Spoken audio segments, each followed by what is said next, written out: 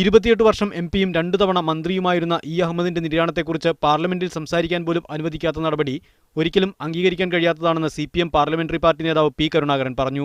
എല്ലാ ആൾക്കാരോടും പുഞ്ചിരിച്ച മുഖത്തോടു കൂടിയിട്ട് സംസാരിക്കുന്ന അഹമ്മദ് സാഹിബിനെ കുറിച്ച് ഒരക്ഷരം പറയാൻ ഞങ്ങൾക്ക് പാർലമെന്റിൽ അവകാശം കിട്ടിയിട്ടില്ല എന്ന് പറയുമ്പോൾ പിന്നെ എന്തിനായി പാർലമെന്റിൽ ഇരിക്കുന്നതെന്ന് തോന്നിപ്പോകും.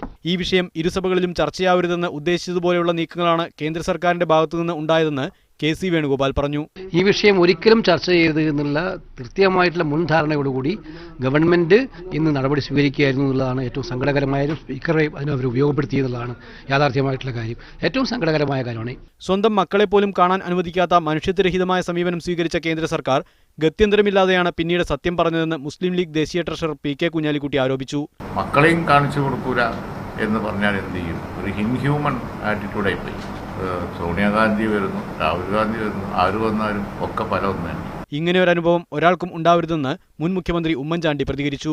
ഇങ്ങനൊരു അനുഭവം ഒരാൾക്കും, ഒരു നേതാവിനുമല്ല, ഒരാൾക്കും നമ്മുടെ രാജ്യത്ത് സംഭവിച്ചുകൂടാത്തത്. ഇതിനെതിരെയുള്ള പ്രതിഷേധം പാർലമെന്റിൽ തുടരുമെന്ന് പ്രതീക്ഷിക്കുന്നുവെന്നും ഉമ്മൻചാണ്ടി പറഞ്ഞു. News desk, media 1.